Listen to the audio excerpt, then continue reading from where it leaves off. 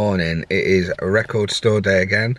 This is the third drop. I didn't bother with the second drop, there wasn't anything I wanted, but this third drop there definitely is. So I'm going to go there. I'm nice and early.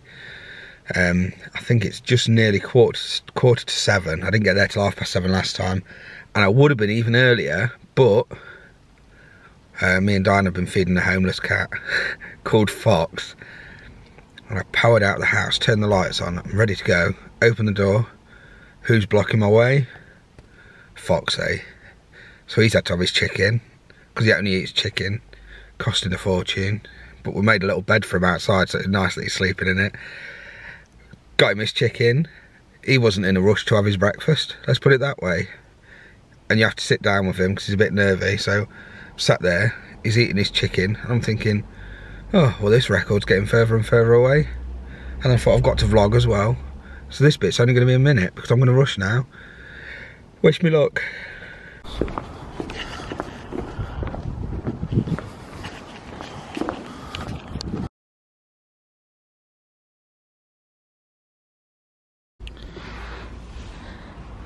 And that's it. Managed to get there. I was 4th in line. There was 2 other girls there, but I think they were with somebody that didn't actually go in. So 4th in line, and I got the 2 records that I really wanted. He didn't have one in that I wanted. There was a Toto live one, live from 1980, that had Jeff Porcaro on drums that I really wanted to show my students. But he didn't have that. He said he might be able to get it in though, so hopefully I'll be able to get that in the future. But the 2 records that I wanted, I actually got. He had quite a few copies. I'll say quite a few. I think he had 5 or 6 copies of the one that I really wanted, and then a couple of copies of the other one that I got, but that's a bit rarer, so really chuffed with that. Really happy. I can't wait to show my students it.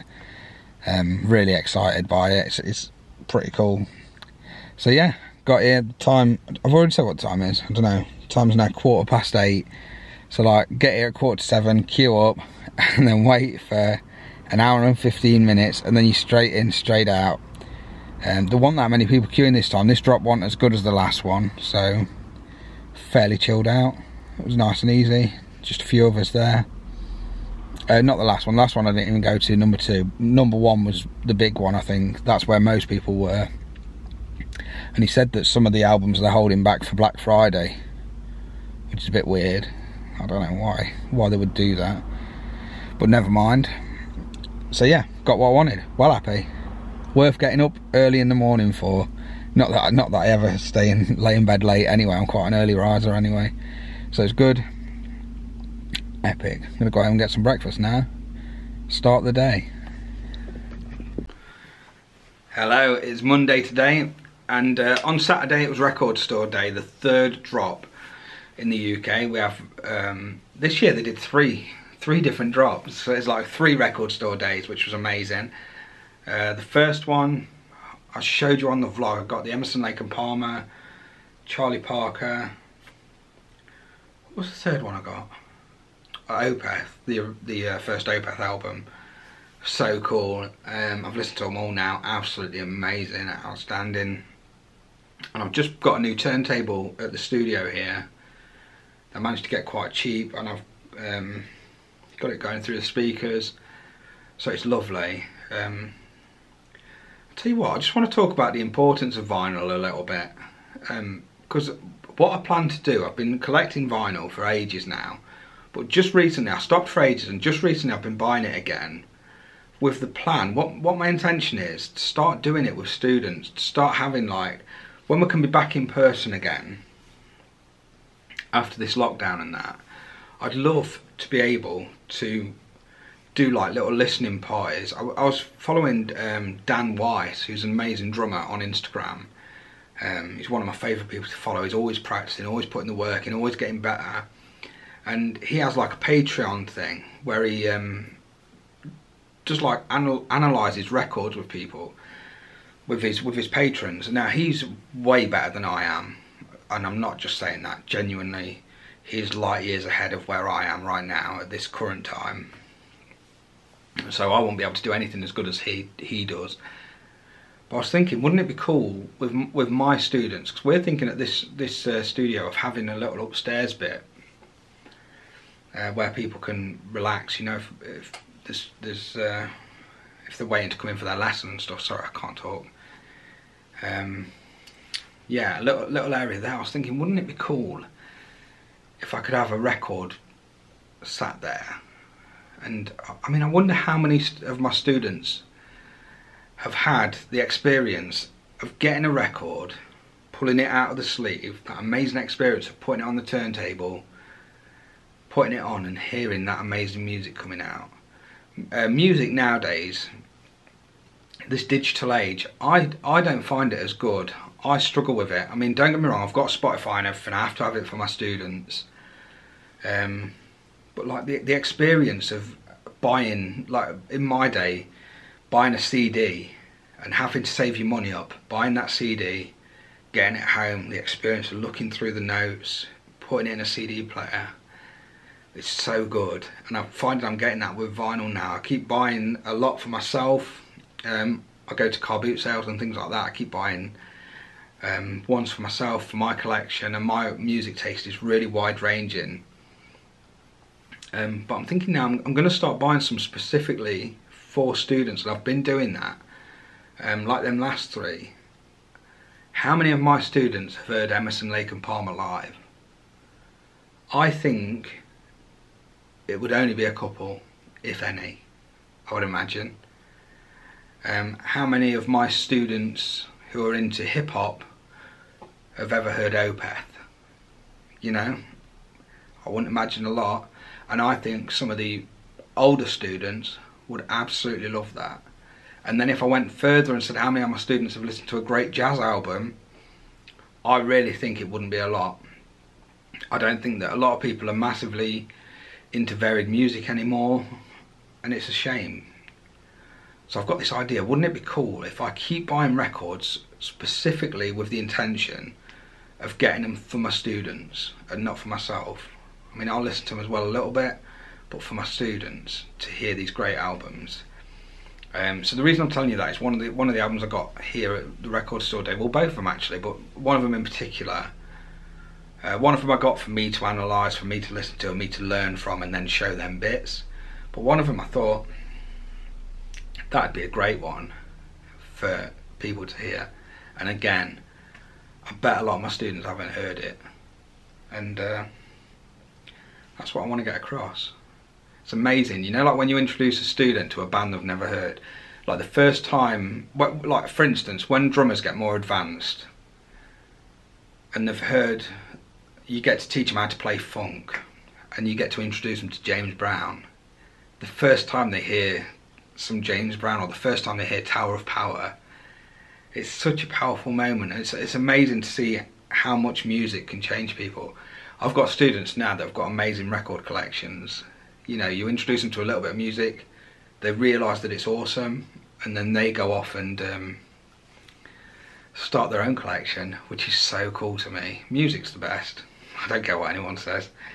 It's so good. You know, when you get a new record and you can't wait to get it and play it, and it really is the best. Sorry, my stomach just grumbled then. Fat bloke problems. Right, so anyway, this record store day drop. Drop 2, I didn't need anything from it. There was nothing that I thought I really need to get up early and go for. And then drop 3, there definitely was. And I wanted to be there really early. I got there earlier than I normally would, just to make sure. And then when I got there, he had like 6 copies of the one I wanted anyway. So I managed to get this one. Frank Zappa. You can't do that on stage anymore, sampler. I'm a massive, massive Frank Zappa fan.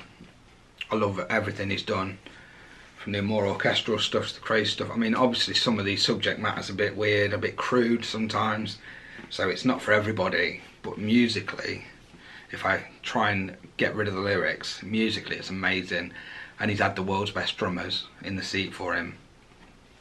And I've got quite a few of these, can't do that on stage anymore, it's on CD, and I've got quite a few, oh, apologies for that. Got quite a few records of his as well. I've got some cool rarer ones in my collection, but the reason I like this and this series, you can't do that on stage anymore, is because you get to hear some of the weirder things, and It's from all different eras. I think this one goes from, so work it out before, is it 1969? Is that the earliest? Yeah. 1969 until 1984. That might be wrong. No, that's right. Yeah, so you get that long of a time scale, so you get all the different drummers. So for this, for instance, I'm just going to tell you all the drummers in this amazing album that I can't wait to listen to. So from the old days, you've got Jimmy Cole Black, Arthur Dyer Trip 3. I don't know who that is. The second song, Terry Bozzio on drums. So that's from 1978. Third song, you get Chester Thompson with Ruth Underwood on percussion. Amazing duo. Chester Thompson is so underrated as a great drummer. If you ever watched Phil Collins, Finally, the First Farewell Tour, played with Genesis, Phil Collins, everybody like that. So good. Then the next song, you've got one of his last bands that he toured with, Chad Wackerman on drums. Amazing. The next song, Jimmy Cole Black again, Chad Wackerman again, and then you get one with Vinnie Colaiuta, who again, absolutely legend. You get one with Ainsley Dunbar. A lot of people don't know he played for Zappa, but he did. That one's from 1970. Next one again, Ainsley Dunbar, Chad Wackerman, Chester Thompson and Ralph Humphrey, that great duo that they had back in the day. And then the last one's Chad Wackerman. So you get like the range of drummers and the range of musicians, and you can look through the notes, see who's playing on what. If you hear a particular guitar thing that you like, you can go through and see who it was. And that's why vinyl's the best. So cool to get like a massive thing like that and then be able to play it. It's also colour. That kind of thing don't bother me too much, but it's quite cool, isn't it? To be honest, if you get it with a different, I can't get it out. So it's got one that's red. Show you. I'll pull it out.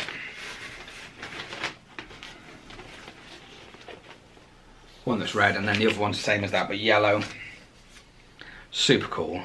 Can't wait to play it, and I can't wait to show some of my students. You know, as I said earlier, some of my students will have never heard Terry Bozzio, some of my students will have never heard of Chester Thompson, and the fact that my job lets me introduce young players to these amazing musicians is such a cool thing. It's so good that I get to do that. Really lucky. The next one I bought, I only got two this time. Prince, Sign of the Times, and this is a picture disc as well, which is really cool. Really excited to get that. And I know I'm saying the same thing over and over again, but my whole idea with that is, how many of my students have heard a Prince album all the way through? Wouldn't it be cool if in the future I can get a few of them in the room who want to do it and say, right, we're going to listen to this album, we're going to listen to it on record. I find with vinyl it's more of an experience. You know, on Spotify, you tap your phone, you mess about, it's instant, whatever. I find that I listen better with vinyl because it's more of an experience. You know, you look at it, you admire I mean, that is such a good album cover, isn't it? Look at that. I mean, look at that drum kit. Specifically for my students, I can imagine them looking at that and thinking, whoa, what is this going to sound like? What a good album cover. And then, you know, the whole process of, I could hand the thing round and get them to look at it post-COVID, obviously, with the Dettol. No, I'm joking. Post-COVID, I can hand it around and get them to see it. You get the liner notes and everything. You know, all that excitement that I used to feel when you get a new album. It's gone now with Spotify and with YouTube. A lot of students don't even have Spotify, they just go on YouTube. They have like 2 adverts before they even get to their song. It's not an experience. You're just doing it, it's rubbish. I want music to be an experience again. And that's what I'm finding. I'm having a real resurgence with vinyl, being able to sit and listen to music. You know, you put some good headphones on and it's immersive, which I think is lost now. Normally now, with my students in particular, and I'm sure it's the same with a lot of people now, younger people, music is something that's on in the background, if ever. The amount of students I get where I say, what music are you into? I don't really listen to music. What do you mean you don't listen to music? That is insanity to me. I can't handle it. When they say I don't listen to music, and I think about, like, I've probably listened to 10% of the great music that's out there, and it's all blown my mind, and they haven't listened to any. Oh, it makes me sick. So that's what I'm thinking, like, if I can keep buying records like this and give them an immersive experience that they'll enjoy, and I think it'll help their mental health. I'm going on a proper rant here, sorry. But you imagine, right, if you're sitting there for an hour, how many times do youngsters nowadays sit there for an hour and just listen and not do anything? Not on their phone, not, you know, not on a game, not with the headset to the friends. I think it's rare that a lot of people sit and do nothing. And if you sit and listen to a record all the way through, it's meditative. You feel great after it. You feel like you stop thinking about all the troubles that you've got, or, you know, everything that's happening in your life. And it's something we all need to do a bit more. Spend time doing things that we enjoy. I'm guilty of working too hard. Rush, rush, rush, rush, rush. I've always got a million things on my mind, especially as I'm self-employed. It's going to be good for me to be able to give people this experience. So that's what I'm hoping to do after lockdown. I'm going to try my hardest to start getting students to listen to records. That's my aim anyway. And already, I mean, if I have students now, I'll lend them records from my collection, no problem. If they want to hear something cool, I've done it loads of times, to be honest. Same with books and things. If I recommend a good book, I'll let them borrow it and they can read it. Trying to get them out of the old habit of just, you know, I mean, computer games are cool and everything, but take some time out. Listen to a record, have an immersive experience with music. That's what I want to happen. Right, that was the longest ramble ever, soz. But that's what I got from Record Store Day. Prince, Sign of the Times. I can't wait for my students to hear that. They'll never have heard anything like it. And then Frank Zappa, I'm going to pick the bits that haven't got the swearing in and haven't got bad reference in, for my younger students anyway. The older ones, they'll be alright. And yeah, I'll get them to listen to that as well, along with some of the other Zappa stuff. The fact that it's all live as well is awesome on the Zappa one. That's another selling point to it, because I want them to hear the production on a great studio album and hear the great musicianship and the interplay between the musicians on a live album. If I can get some of my older students to analyse the playing of Terry Bozzio, how good is that going to be? Right, thanks ever so much. Hope you've enjoyed that. Sorry it's been so rambly and long. I'm not sorry. It's wicked. They're the two records that I got. Signed, not signed, picture disc, Sign of the Times. And you can't do that on stage anymore. Sampler. Frank Zappa. Nice one. See you later. Bye.